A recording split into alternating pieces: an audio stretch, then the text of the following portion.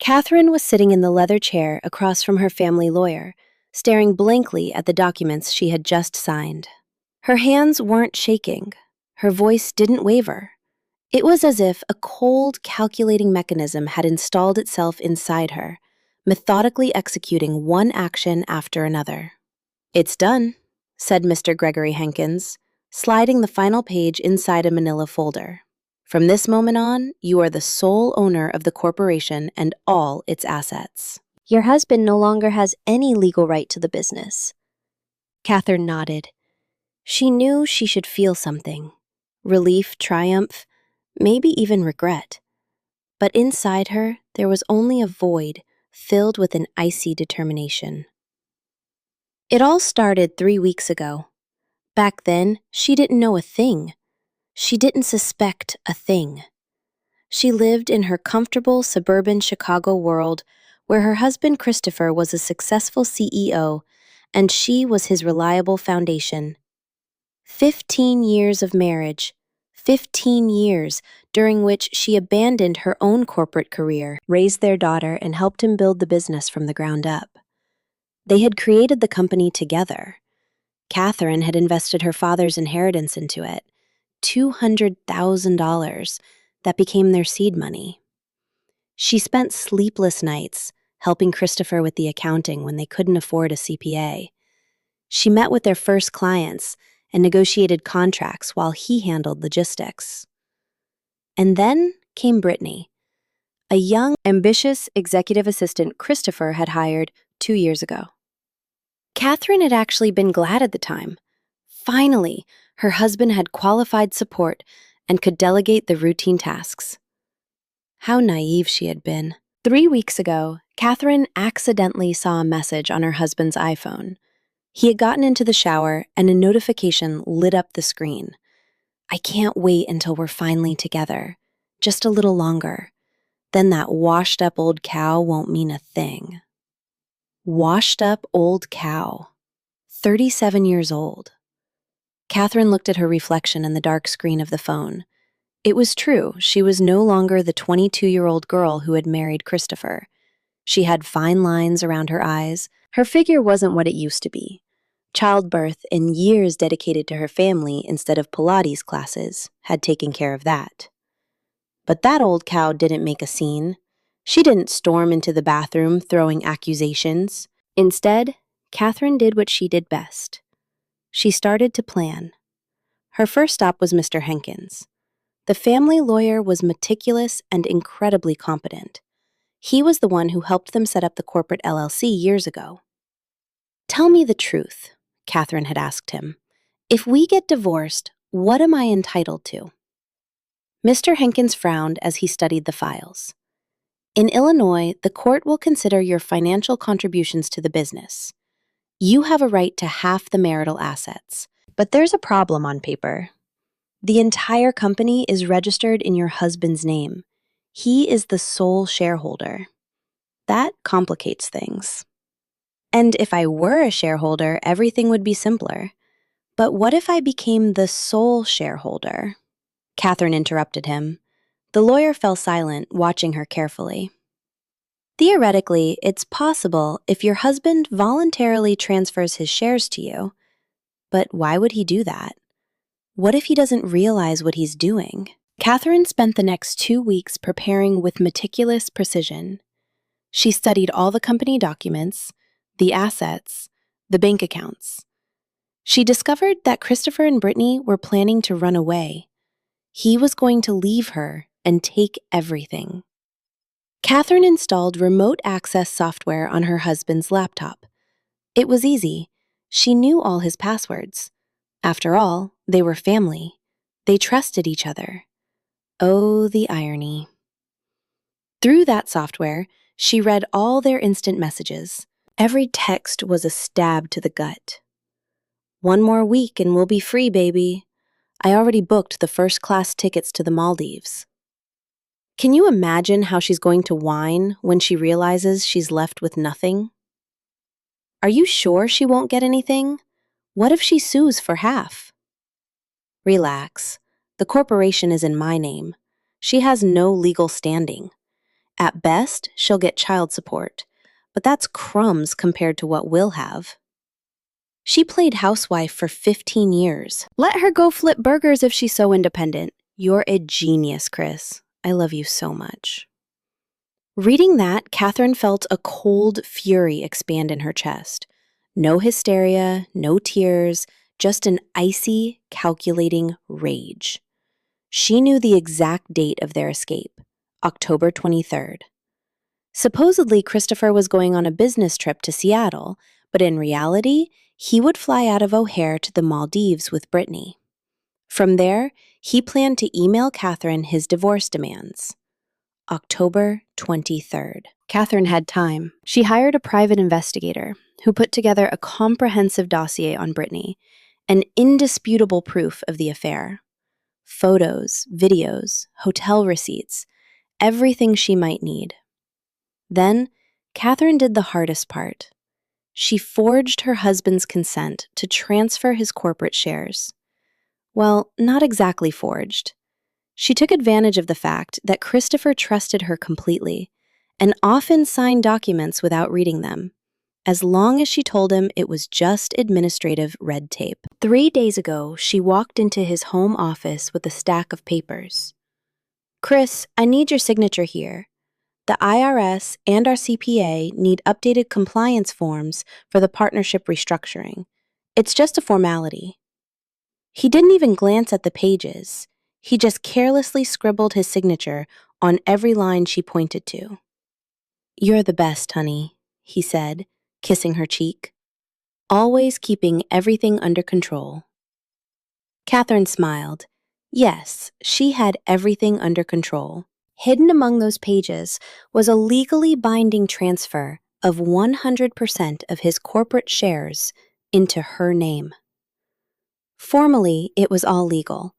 Her husband had voluntarily transferred his rights. That he couldn't be bothered to read it was his problem. Mr. Henkins had warned her.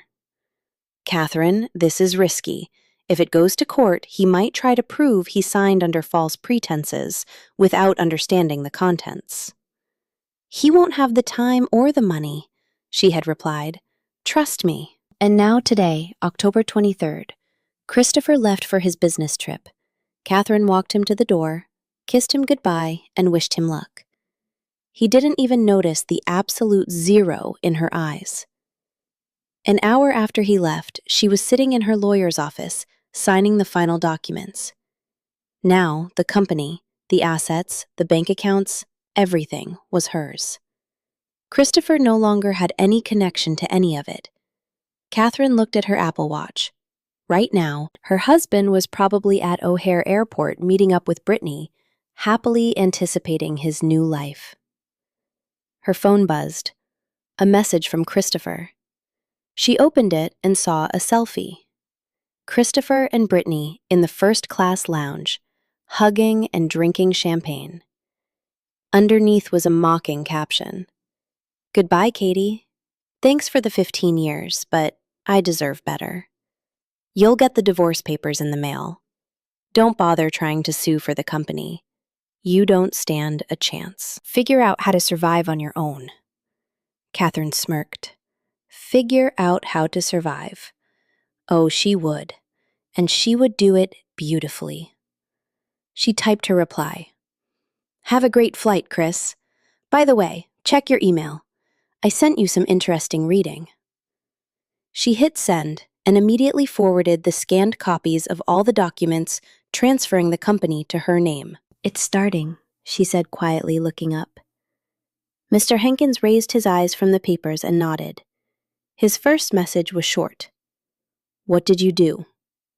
The second was longer. "Kitty, is there some kind of mistake? The bank just called me. All my corporate cards are frozen." The third. "Answer me right now. I'm at the airport. My flight boards in an hour." Catherine typed slowly, savoring every word. "There's no mistake, Chris. Everything is exactly as it should be." Her phone immediately started ringing. She declined the call. He called again. Declined again. "You don't want to talk to him?" the lawyer asked. "Not yet. let him stew in his own juices. He needs a minute to realize the magnitude of his disaster. The messages kept coming, each one more desperate than the last. What do you mean it's as it should be? Explain it right now, Katie. This isn't funny. I have plane tickets. I just found out the company is registered in your name. This is illegal. You tricked me into signing those papers. There it was. He had finally put two and two together. Catherine typed her response. Tricked you? Seriously, you're lecturing me about tricks? You, the man who has been sleeping with his assistant for 3 months. The reply was instantaneous. That's different. You stole my business. Your business, wrote Catherine, feeling her cold fury rising. The business I helped build for 15 years. The business I invested my $200,000 inheritance into. The business I gave up my career for. Her phone rang again. This time, Catherine pressed the green button and put it on speaker. You've lost your goddamn mind. Christopher's voice exploded into a scream. I'm going to contest all those documents. You put them in front of me under false pretenses. Prove it, Catherine replied calmly.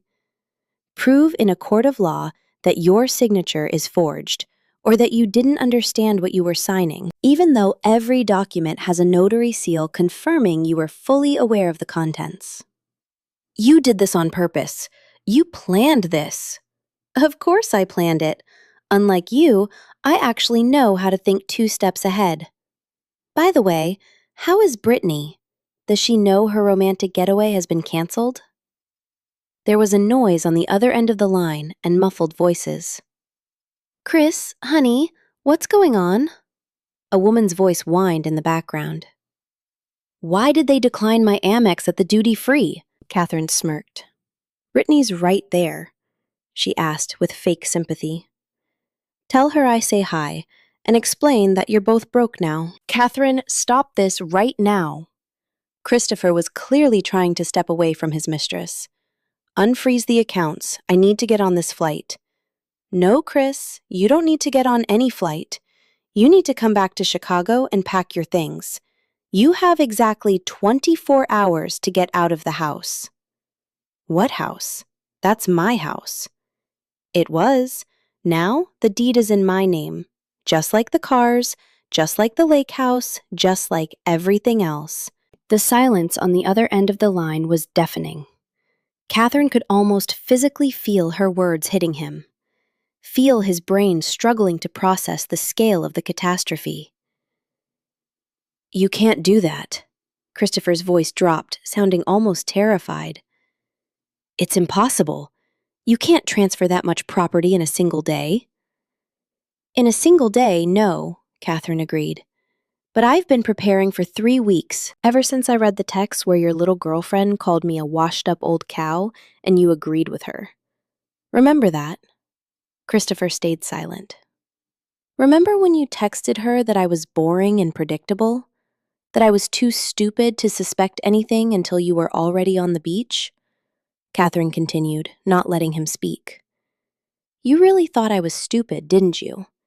So stupid you signed legal documents without even looking at them. So stupid you didn't imagine I'd strike back. I'll sue you, Christopher yelled. I'll take you to federal court. Go right ahead, Catherine said smoothly. Mr. Hankins is already preparing a countersuit. By the way, did you know I filed for divorce today and that I'm demanding compensation for 15 years of unpaid labor as an executive in your company? What compensation? I have nothing left. Exactly. But I have a thriving corporation that generates excellent revenue. Revenue that now belongs entirely to me. Mr. Hankins nodded in approval, taking notes on his legal pad. Chris, what is going on? Brittany's voice sounded louder. She was right next to the phone. Why are the cards blocked? Shut up, Christopher snapped, and Catherine heard Brittany gasp in surprise.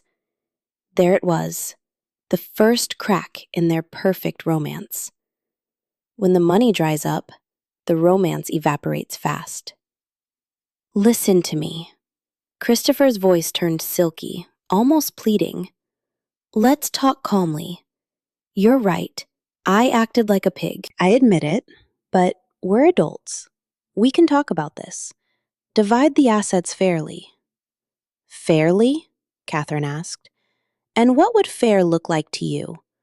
The way you plan to leave me penniless while you fly off to a tropical island with my money? Don't lie to me. I read your messages. All of them. I know exactly what you were going to do. Christopher went silent again. Catherine pictured him standing in the middle of the terminal, pale, phone glued to his ear, while a confused Brittany hovered nearby in her designer dress, bought with money he had stolen from the family budget. What do you want? He finally asked. I want a divorce. I want you out of my life. I want you to get exactly what you deserve. I don't even have money for an Uber. Desperation bled into Christopher's voice. How am I supposed to get back to the city? Not my problem, Catherine said. Maybe Brittany can lend you some. Or her parents. You said they had money. By the way, does Brittany know you promised to work on our marriage 2 months ago when I had that panic attack and you swore I was the only woman you loved? Silence. That's what I thought. Maybe you should tell her. Since you're stuck at the airport, you have plenty of time for a heart-to-heart. You, Christopher hissed. No, Chris, I'm a victim who learned how to fight back. There's a huge difference. Catherine ended the call and leaned back in her chair. Her hands were shaking slightly from the adrenaline, but a strange, deep peace washed over her. She had really done it. Excellent work, Mr. Hankins praised her. Did you record the call? Of course. Automatic recording app for his number. Perfect. That will be very useful if he actually tries to file a lawsuit. His threats and his admission of adultery are on tape. Her phone buzzed again. This time, a message from an unknown number. You think you're so smart. We'll see who wins in the end. Chris will find a way to get it all back, and you'll be left with nothing, just like you deserve. Old witch. Brittany. Of course it was her. Catherine showed the message to her lawyer. Threats from the mistress, Hankins noted. Keep that too. It all works as leverage. I wouldn't reply. Let her stay angry. Anger makes people make mistakes. But Catherine was already typing. Honey, tell Chris I left a cardboard box with his office belongings at the front desk. I also packed our wedding photo. I thought maybe you'd want to hang it in whatever cheap studio apartment you can afford now. The response came almost instantly. What cheap studio? We have first-class tickets to the Maldives.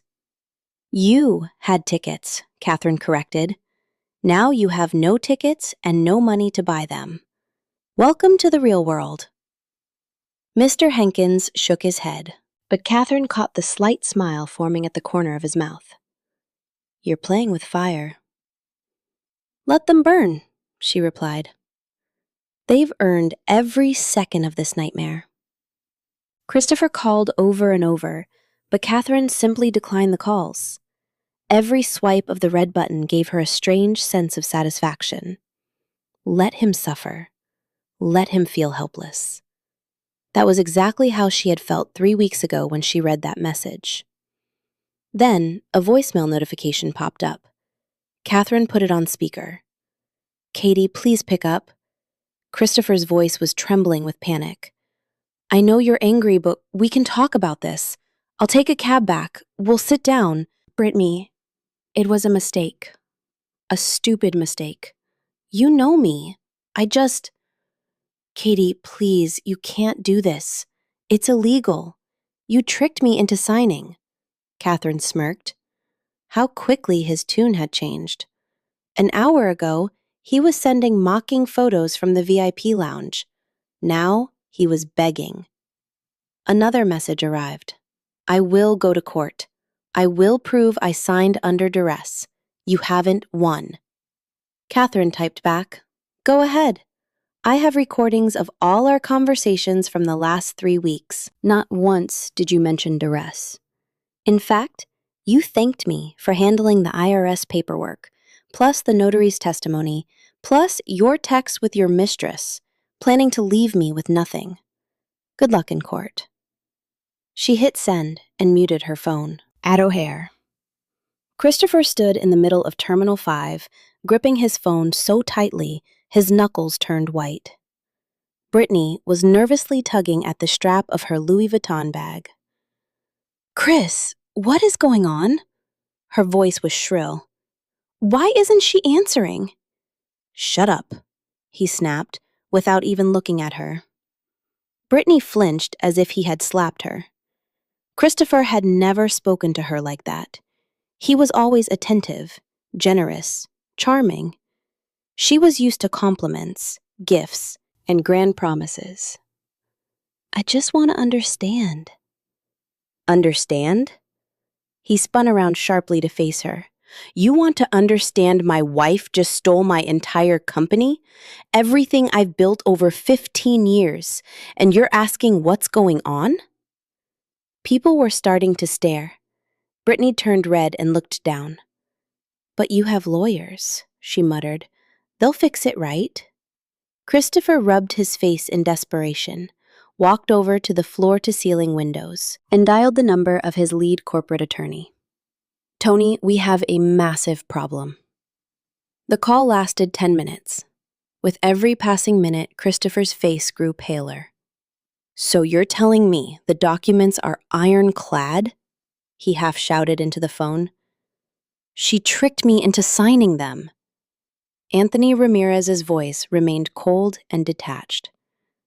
Christopher, if you voluntarily put your signature on a document in front of a notary public and the notary confirms you were of sound mind, weren't physically threatened, and appeared aware of what you were doing, proving fraud is going to be an uphill battle, especially if your wife has proof that you willingly handed over the paperwork.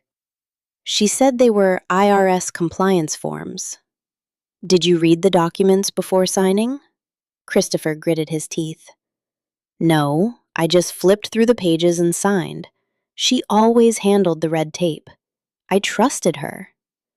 Then that was your fatal mistake, the lawyer said sternly. We can try fighting it in civil court, but the odds are slim. It will take months, maybe years of litigation, and it will be incredibly expensive. Expensive? Christopher let out a hysterical laugh. Right now, I don't have access to my accounts. Where am I supposed to get the money to pay you? There was a heavy pause on the other end of the line. Well, that certainly complicates things, Ramirez finally said. Christopher, I must inform you that as of this morning, my retainer is being paid by the new legal owner of the corporation, namely your wife, assuming she wishes to retain my firm's services. What? I'm sorry. I wish you luck. Click. Christopher stared at his phone. This couldn't be happening. It had to be a nightmare. Any second now, he would wake up. Chris? Brittany touched his arm cautiously. Maybe we shouldn't fly today.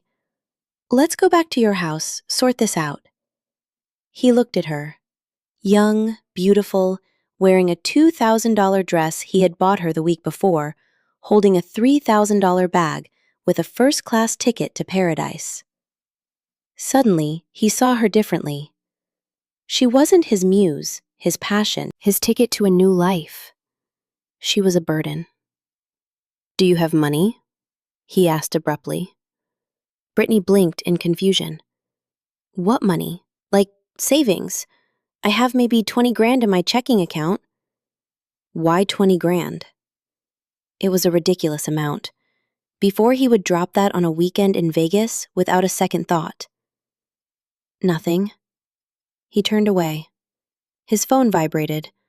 A notification from Chase Bank. Attempted use of corporate platinum card declined. Account frozen by primary account holder. Christopher mechanically pulled out his wallet and looked at his personal debit card. He should have about $50,000 in his personal checking account. He opened the banking app, but his login was locked out. A cold sweat broke out on his forehead. Now boarding flight 247 to Male. The intercom echoed. Brittany perked up. That's our flight. Let's go.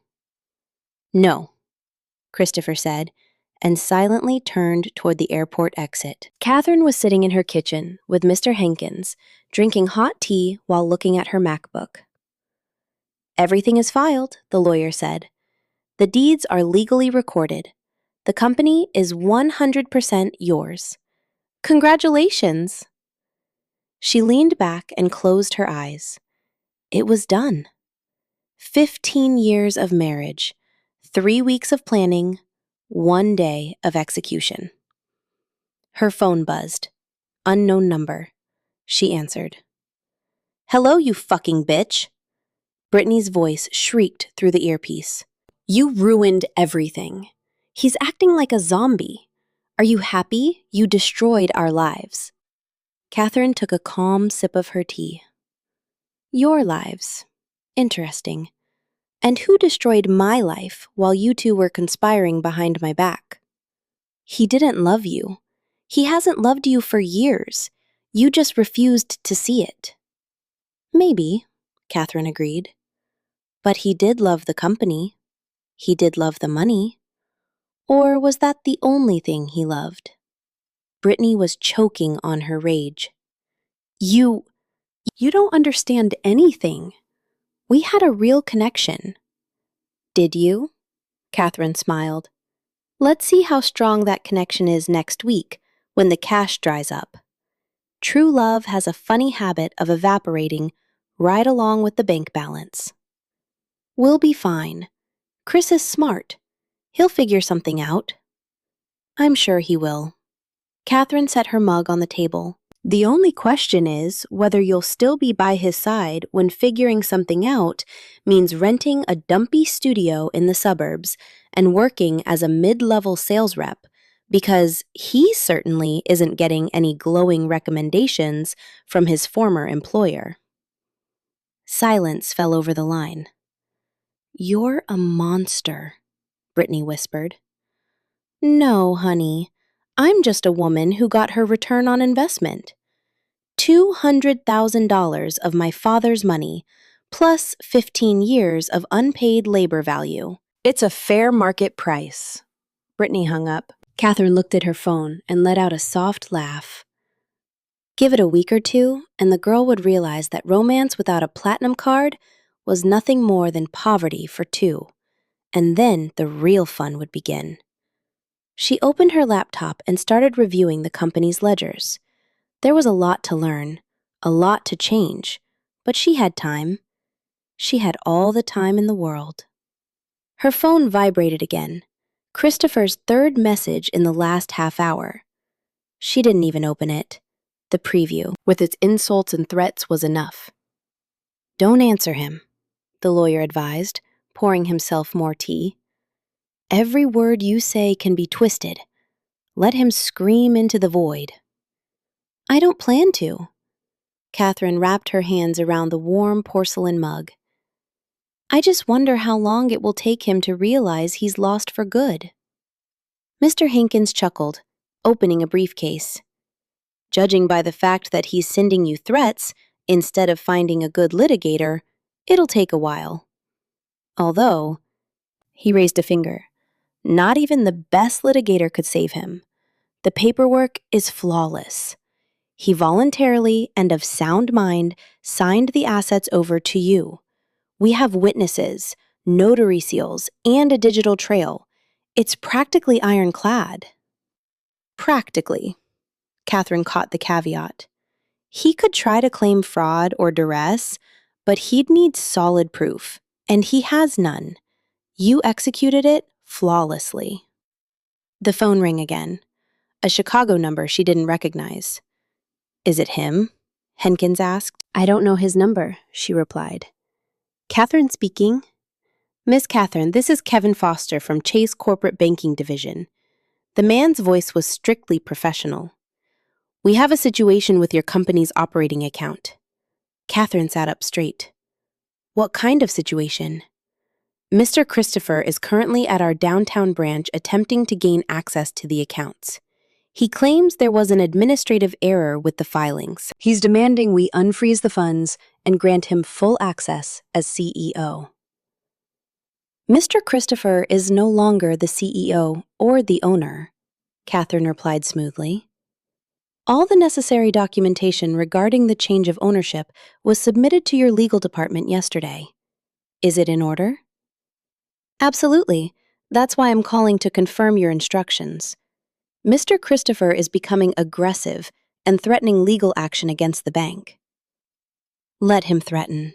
Do not grant him access to any funds. If he continues to harass your tellers, don't hesitate to call security. Understood. Thank you for your prompt response. Catherine hung up and met her lawyer's gaze. He's at the bank. He moves fast. Hankins scoffed.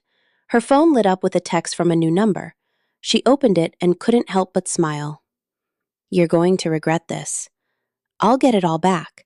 You stole my company, my money. I spent years building this business, and you just signed a couple of papers. It's illegal. I will find a way to destroy you. He bought a burner phone, she showed the lawyer. Still convinced he's right. Mr. Hankins read the message and shook his head. Save it. Good evidence. Written threats make excellent additions to divorce proceedings. Speaking of which, I have the petition ready. Grounds adultery. Our evidence is irrefutable. We're filing for dissolution of marriage without division of assets, since everything is already in your name. Additionally, we're seeking damages. Damages? Catherine raised an eyebrow. But formally, he has nothing. Formally, yes. But he owes you a debt. That $200,000 you invested 15 years ago, plus 15 years of unpaid labor. If we calculate that at the market rate for a COO, he scribbled on a legal pad, that comes out to roughly $3 million. We can pursue a personal judgment against him for that amount. So he'll owe you $3 million personally and have to pay it off for the rest of his life. Catherine leaned back, absorbing the magnitude of the twist. Just yesterday morning, she was a betrayed wife. Today, she was the owner of a multi-million-dollar company, and her cheating ex-husband was penniless and in debt to her. You know what's the strangest part? She said thoughtfully. I don't feel any malicious joy. I thought I would gloat over his suffering, but I just feel relieved. Like a massive weight has been lifted off my shoulders. That's normal, the lawyer nodded. You closed a chapter. Your new life begins now. Her phone rang. Lauren, her friend and the company's payroll accountant. Katie, where are you? Lauren's voice sounded panicked. It's crazy here. What happened? Chris just showed up at the office. He's yelling at everyone, demanding an emergency all-hands meeting. He's telling everyone you committed corporate fraud and that he's taking the company back. Security doesn't know what to do. Technically, he's still the CEO's husband. Catherine felt her stomach tighten. She pictured Christopher storming into the office they had built together, screaming at the employees. Tell security I'm on my way, Catherine said, her voice like steel. And tell them not to let him pass the lobby. If he resists, call the cops. Got it. Hurry. He's trying to force his way into accounting. Catherine grabbed her purse. I have to go to the office. I'm coming with you. Mr. Hankins was already putting on his coat. If the police show up, you need your lawyer present. The drive downtown took 20 minutes, but to Catherine, it felt like a lifetime. When they walked through the revolving glass doors, the lobby was in chaos. Christopher stood by the security turnstiles, red with rage, waving his arms at two guards while a group of employees watched nervously. I own this company, Christopher bellowed. I built it from the ground up.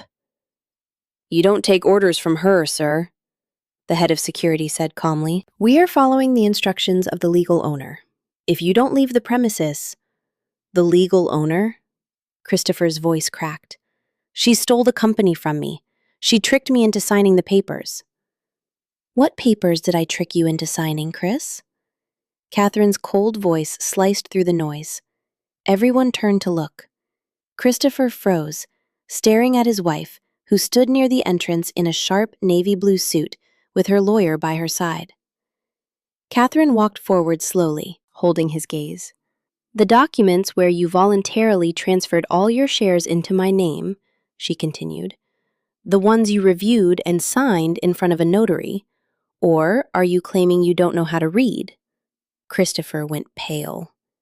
You told me they were IRS compliance forms. I told you they were vital corporate documents you needed to review. You ignored me and told me to handle it. Remember? Catherine took another step forward. You were too busy planning your tropical getaway with your assistant to pay attention to your business. You set me up. You planned this. I protected what I spent 15 years building with you. The company I funded with my father's money. The company I worked at for free while you siphoned off all the profits. Catherine's tone remained absolutely level, but every word cracked like a whip. And you decided to throw me away like trash and run off with a girl younger than your daughter. I'll take you to court, Christopher croaked. I'll prove it was fraud. Do it, Catherine shrugged. My lawyer will be thrilled to present the court with the proof of your adultery, the texts with your mistress discussing how you were going to steal my inheritance, and the sworn testimony of the notary who watched you sign the transfer. Christopher opened his mouth, but no words came out. Catherine watched as the rage in his eyes slowly died out, replaced by the crushing realization of his defeat. He was done. Security. Catherine turned to the guards. Escort Mr. Christopher out of the building. Add his name and photo to the Do Not Enter list. You'll regret this, Christopher whispered as he walked past her. I swear to God, you'll regret this. Catherine watched him until the glass doors spun and closed behind him. Then she turned to the employees. Show's over, she said calmly. Thank you all for your patience. Tomorrow morning at 10, we will hold an all-hands meeting to discuss the change in leadership. The staff slowly dispersed, whispering among themselves. Catherine walked to the private elevator. Only when she was behind the closed doors of the executive suite did she allow herself to collapse into the leather chair and exhale. Mr. Hinkins quietly handed her a glass of water. You were magnificent. I thought I was going to pass out, Catherine admitted, taking a sip. But I held my ground, and he knows it's over.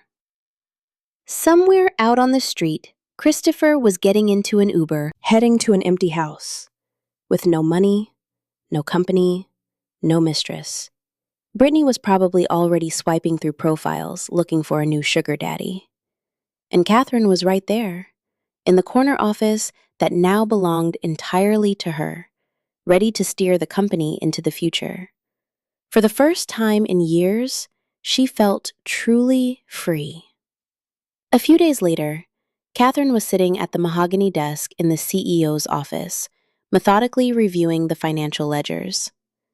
The numbers painted a clear picture. The business was profitable, but over the last 6 months, her husband had been aggressively draining cash from the operating accounts. He had been preparing his escape very carefully. The intercom buzzed. Ms. Catherine Benjamin Carter, the CFO, is here to see you. He says it's urgent. Send him in. Ben Carter was a man in his mid-40s, in a slightly wrinkled suit clutching a thick binder. He looked exhausted, but determined. Thank you for seeing me, he said, sitting on the edge of the chair. I've been with this company for 7 years. I handle all the financial reporting, and there's something you need to know. Go ahead, Catherine said, leaning back. Carter opened his binder and pulled out several spreadsheets. Over the last 6 months, Christopher has been ordering me to execute highly irregular transactions. Wire transfers to offshore accounts in the Cayman Islands, payments to phantom vendors that don't exist, massively inflated expense reports. I documented everything and kept duplicate records. He placed the files on the desk. Here are the copies of every fraudulent transaction. Catherine looked at the first sheet.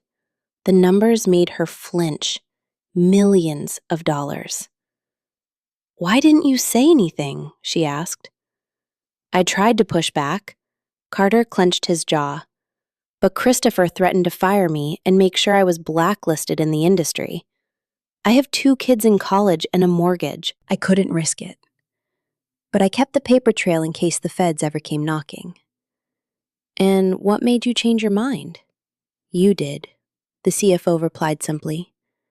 "When the memo went out about the ownership transfer, I realized this was my chance. A chance to work for a legitimate operation again. Assuming, of course, that you don't plan to continue your husband's embezzlement schemes." Catherine slowly turned the pages. Every sheet was proof of how Christopher had been robbing his own company to fund his new life. How much did he siphon off in total? By my calculations, about $8 million over the last 6 months. The funds were scattered across 3 offshore accounts. One of them is registered in Brittany's name. So the mistress wasn't just a passive participant. She was actively helping Christopher commit corporate fraud. "Ben," Catherine looked him in the eye, "can these documents hold up in federal court?" "Absolutely. And I'm willing to testify." He pulled out an even thicker folder. Here is the real financial analysis of the company over the last 3 years. The actual members, without the corporate makeup. I kept it for myself, so I'd know just how bad things really were. Catherine took the folder, feeling a cold fire ignite inside her. "Thank you, Ben.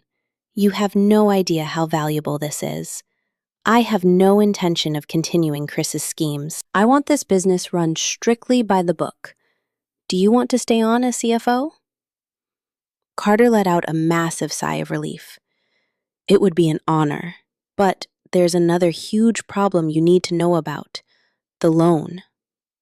"What loan?" 2 weeks ago, Christopher took out a $5 million commercial loan in the company's name, putting up the warehouse equipment as collateral. He wired the entire $5 million to one of the Cayman accounts. The first installment payment is due next month. Catherine's stomach dropped. Christopher hadn't just stolen the profits, he had saddled the company with millions in debt right before skipping town. "Do we have the liquidity to make the payments?" she asked. "If we restructure our operations and aggressively cut costs, yes, but it will be extremely tight." "Fine," Catherine said, tightening her jaw. "I'm not looking for easy outs. Prepare a comprehensive austerity plan for the next quarter. Every expense, every vendor contract. I want to see the whole picture." When Carter left, Catherine immediately called Mr. Hinkins. "I need your help," she said. "Chris embezzled $8 million and took out a fraudulent $5 million corporate loan. I have the paper trail. Can we freeze his accounts and recover the money?" The lawyer hummed thoughtfully. "Theoretically, yes, if we prove it was a fraudulent conveyance. But tracing offshore accounts takes months, sometimes years. Litigation is slow. I don't have years. In 6 months, the loan payments will bleed us dry." "Well," Hinkins said, "if we can prove he did it with the specific intent to drive the company into bankruptcy to avoid the division of marital assets that elevates it to federal wire fraud and bankruptcy fraud. Under federal law, that carries significant prison time. But proving intent is very difficult." "I have proof," Catherine said. looking at the CFO's folder. Systematic wire transfers, fake contracts, a loan taken out days before his planned departure. And most importantly, I have his texts with Brittany detailing his escape plan. I backed up his entire laptop. The silence on the other end of the line stretched out. "Catherine," Henkins finally said, his voice grave, "if what you're saying is true, we aren't just going to get your money back. We're going to put him in federal prison. Then start drafting the paperwork. I want to file a report with the FBI and the Financial Crimes Unit tomorrow." "Understood. But keep in mind, once the feds get involved, he will find out.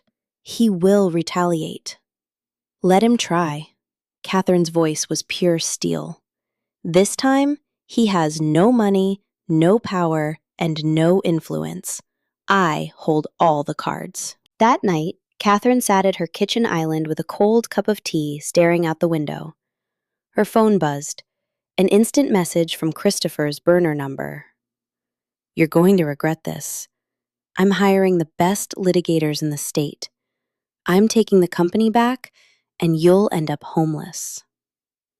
He still didn't get it. Catherine carefully typed her response. "Chris, I found the books for the $8 million in offshore transfers and the $5 million fraudulent loan. Tomorrow morning, I'm turning everything over to the FBI for wire fraud and intentional bankruptcy. Ben Carter is going to testify. Keep threatening me. Every message you send will be handed to the prosecutor as witness intimidation. Good luck." The reply came fast. "You're lying. You don't have proof. Want to bet? Wait for the subpoena. By the way, is Brittany still madly in love with a broke man?" The phone went silent. Catherine smirked. He was so used to her being the compliant, convenient wife who swallowed every humiliation. He had vastly underestimated her capacity for ruthless, methodical calculation. The front door opened. Madison, her 18-year-old daughter, walked in and dropped her backpack on the floor. "Hey, Mom," she said, walking into the kitchen. "You've got an intense look on your face. What's going on?" Madison was the spitting image of Catherine at that age. Dark hair, sharp eyes, the same stubborn jaw. But Maddie had a harder core. She would never let a man turn her into a housewife. "Maddie, sit down. We need to talk." Madison tensed, but sat across from her. "It's your dad. Your father left us for another woman. He was planning to abandon us both, bankrupt the company, steal the money, and run away." Madison turned pale. "He left?" "Yes, but I caught on in time. I legally transferred the company and the assets into my name. I own the business now. Your father was left with nothing." Madison sat in stunned silence, processing the information. Then she slowly nodded. "Good. Good for you, Mom. Did he even mention me when he left?" The question hit Catherine harder than she expected. Christopher hadn't mentioned his daughter once in his text with Brittany. Not once. "I don't know, honey. But that doesn't matter now. We'll be fine, just the two of us." Madison stood up, walked around the kitchen island, and hugged her mother tightly. "We'll be fine. You're an incredible woman, Mom. I'm proud of you." In that moment, Catherine realized she hadn't just won a battle for assets. She had won the right to a new life, a life where she called the shots, where she was respected, where she wasn't just a shadow behind a successful man. Christopher had stolen 15 years of her life, but she had taken his entire future. And she was just getting started. The next morning, Catherine sat in her office looking over Ben Carter's binders. "Ben," she asked the CFO who was standing by her desk, "tell me the truth. If I hadn't taken control of the company, what would have happened?" Carter adjusted his glasses. In less than 30 days, the company would have defaulted. Chris drained our operating cash. The loan he took out was secured by the main warehouse, which the bank didn't know was no longer exclusively his. It's massive fraud. If he had run, the bank would have come after you as his wife to cover the debts. You would have been personally liable. Catherine felt ice in her veins. So Christopher didn't just want to run away with his mistress. He wanted to destroy her completely, leave her with millions in debt she could never repay. I have all the proof. Carter tapped the binder. Wire transfers, IPs of shell companies, kickbacks. I've been compiling this for 3 months. Why didn't you come to me sooner? The accountant looked down. I felt guilty. I wasn't sure you'd believe me. He was your husband. I thought you'd take his side. But when I saw you execute that hostile takeover yesterday, I knew you were already playing the game. Catherine nodded. Her phone vibrated. A text from Christopher. You're going to pay for this. I have contacts. You don't know who you're messing with. He was still trying to intimidate her, but his digital voice sounded increasingly desperate. She replied, Your lawyers will have to work for free because you have no liquidity. Or, is Brittany paying your legal fees now? The response was instantaneous. Fuck you. Catherine put the phone down and looked at Carter. What do we need to do to save the business? The $5 million loan is the biggest threat. The first payment of $300,000 is due in 2 weeks. We only have about $1 million in operating cash. That gives us maybe 3 months if we slash everything. But we need our vendors to hold the line, or we sink. Set up an all-hands meeting with our top 5 vendors tomorrow, Catherine ordered. I'll speak to them personally. Are you sure? Carter hesitated. Some of those guys are old school. Chris used to treat them to steak and whiskey to grease the wheels. They might not react well to the change in management. Catherine stood up. Chris greased the wheels and stole their money. I'm going to offer them transparency and hard numbers. If that's not enough for them, we'll find new vendors. When Carter left, Catherine got a call from Mr. Hankins. Catherine, we have a problem. Christopher hired Anthony Ramirez. Ramirez. Is that supposed to mean something to me? He's a shark, one of the most ruthless corporate litigators in Chicago, expensive and completely devoid of morals. If Christopher hired him, he must have found hidden money. Ramirez's strategy will be to drag this out in civil court. He'll file an injunction to freeze your corporate assets while the ownership dispute is litigated. If he succeeds, you won't be able to pay the loan. The bank will foreclose on the collateral and the company will die. Catherine cursed softly. So he's trying to bleed me out. Exactly. Prepare for war. We need overwhelming proof of his embezzlement to crush his injunction. I have it. Carter gave me everything. Good. Send it to me immediately. Oh, and Catherine, Ramirez's office just reached out. They want to schedule a mediation meeting tomorrow morning downtown to discuss a settlement. I'll be there, Catherine said. And I'm not accepting a single dime of a settlement. That night, Catherine sat at her computer drafting a plan. She needed leverage against Christopher's expensive lawyer. She called Mr. Hankins. I need you to look into Brittany. Where is she? How is she paying for things? Why? Hankins asked. Just a hunch. Find her. The next morning at 9:30, Catherine and Mr. Hankins walked into Anthony Ramirez's opulent glass and steel offices. The lawyer was in his late 50s, impeccably dressed, with a predatory smile. Christopher was nowhere to be seen. Miss Catherine Ramirez said smoothly, gesturing to the conference table. Let's skip the pleasantries. My client is willing to drop his lawsuit contesting the transfer of ownership under certain conditions. Which are? Catherine asked, her tone flat.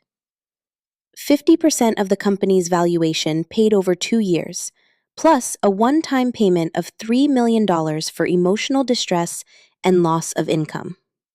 Catherine almost laughed. Your client embezzled $8 million. He saddled my company with a fraudulent $5 million loan. He planned to flee the country, and he wants me to pay him? Ramirez didn't blink. Assuming you have proof of those allegations. We do, Hankins chimed in. We have the CFO's testimony and a full forensic audit. Testimony from an employee you likely coerced. Ramirez waved it off. It won't hold up. The litigation will take years, Catherine. Your company will be frozen. I'm offering you a way to save your business. No, Catherine stood up. There will be no settlement. Your client is a thief. I'll see him in federal court. She walked out with Hankins right behind her. You held your ground, Hankins said in the elevator.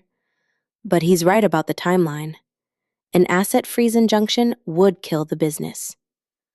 I know, Catherine said. That's why I need to neutralize his funding. Did you find Brittany? Yes. She left Christopher's house 3 days ago, rented a dumpy studio for $1,200 in a shady part of town. No job. Looks like they had a massive blowout. The money ran out, and so did the love. Catherine smiled. Perfect. That night, Catherine knocked on the door of a run-down apartment complex. The door cracked open, held by a chain. Brittany peeked out. Her face was pale, with deep bags under her eyes. She looked a decade older than the glamorous girl in the airport photo. What do you want? Brittany hissed. 5 minutes of your time, Catherine said calmly. I'm not here to yell at you. I'm here to make you a business proposition. Brittany hesitated. Then she unlatched the chain. The studio was a mess of unpacked boxes and cheap takeout containers. You came to gloat. Brittany crossed her arms. No, Christopher is taking me to court. I need a witness to testify about the offshore accounts the Caymans the wire transfers. I need someone to confirm he was planning to defraud the company. Why would I help you? Brittany scoffed. Because he abandoned you, Catherine said bluntly. Because you lost your job and your reputation for a man who turned out to be broke and useless. And because I'll pay you $50,000 in cash for your cooperation. Brittany froze. The hostility in her eyes wavered, replaced by a desperate greed. He promised me the world, she whispered. When the cards got declined, he blamed me. He yelled at me, said I ruined his life. I'm offering you $50,000, Catherine repeated, sliding a contract onto the cheap laminate table. I don't need you to lie. Just tell the truth. Hand over whatever proof you have. Brittany stared at the paper, then walked over to her purse and pulled out a small, silver USB flash drive. He thought I was just a dumb assistant. He made me set up the shell companies in the Caymans because he didn't want to leave his digital footprint on the IPs. I kept copies of every wire transfer, every email with the offshore bankers. I even have his master password list. She tapped the flash drive against the table. I want the money wired tomorrow. Done, Catherine said, taking the drive. 2 days later, Mr. Hankins plugged the USB drive into his laptop. He spent 3 hours reviewing the files. When he finally looked up, his expression was a mix of shock and predatory glee. Catherine, this is the holy grail. It's a guaranteed win. We don't just have civil fraud. We have textbook federal wire fraud, money laundering, and conspiracy to commit bankruptcy fraud. The FBI is going to have a field day with this. How fast can we move? I'm sending this to Detective Mitchell at the Financial Crimes Unit right now. With this evidence, they can freeze his offshore Cayman accounts through international warrants. And once the feds open a criminal investigation, Ramirez will drop him as a client. Ramirez doesn't touch federal criminal defense unless he gets $1 million retainer up front. Meanwhile, Christopher was sitting on a stained mattress in his brother's spare bedroom, drinking cheap whiskey. His phone rang. "Chris, it's Tony Ramirez." The lawyer's voice was sharp. "I'm terminating my representation." Christopher sat up, spilling whiskey on his jeans. "What? Why?" "The FBI just raided my office with a subpoena for your files. Your wife handed them a mountain of evidence, including your Cayman Shell Company IPs and wire records. You are the target of a federal criminal investigation for wire fraud and money laundering. You lied to me about your exposure, Christopher. Do not call this number again." Click. Christopher dropped the phone. The walls of the tiny room seemed to close in on him. The FBI. Wire fraud. That was 5 to 10 years in federal prison. He was completely out of options. He dialed CFO Ben Carter, desperate for an ally. Ben, you have to help me. They're investigating the transfers." "I know, Chris." Ben cut him off coldly. "I gave them the books. I cut an immunity deal with the feds yesterday. You're on your own. Have a nice life." Click. The panic, raw and suffocating, squeezed his chest. He dialed his daughter's number. It went to voicemail. He texted her. "Maddie, please, you have to talk to Mom. Tell her to call off the feds. I'm your dad." A minute later, a text came back from Madison. "If you don't return every last cent you stole from my mother, you are dead to me. Do not contact me again." Christopher buried his face in his hands and wept. He was cornered. He had lost his wife, his daughter, his company, his mistress, and now, his freedom. The next afternoon, the phone in Catherine's office rang. "Ms. Catherine, there is a public defender here on behalf of Christopher. He is begging for a 5-minute meeting." Catherine looked at Hinkins, who nodded. "Send him in." Christopher looked like a ghost. He had lost weight, his clothes were wrinkled, and the arrogant smirk was completely gone. He sat across from Catherine, unable to look her in the eye. His cheap, court-appointed voyeur cleared his throat. "Ms. Catherine, my client is prepared to offer a total surrender. He will repatriate the $8 million immediately and sign a full confession, provided that you ask the U.S. Attorney's Office for leniency and to drop the federal charges." Catherine leaned back, steepling her fingers. $8 million isn't enough. There's interest. Let's say $8.3 million. And the $5 million corporate loan. He took that out for himself. "I'll take it," Christopher whispered, his voice cracking. "I'll refinance the loan in my personal name. I'll pay it off myself. Please, Katie, don't let them send me to prison." Catherine looked at the pathetic shadow of the man she had loved for 15 years. "You really thought you had won, didn't you, Chris, when you sent me that selfie from the first-class lounge?" Christopher squeezed his eyes shut. "I was an idiot, a complete idiot.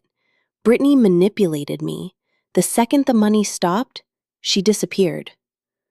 "I know," Catherine said casually. "I bought all your Cayman data from her for $50,000. She's probably sunbathing in Tulum on my dime right now. She was a much better businesswoman than you."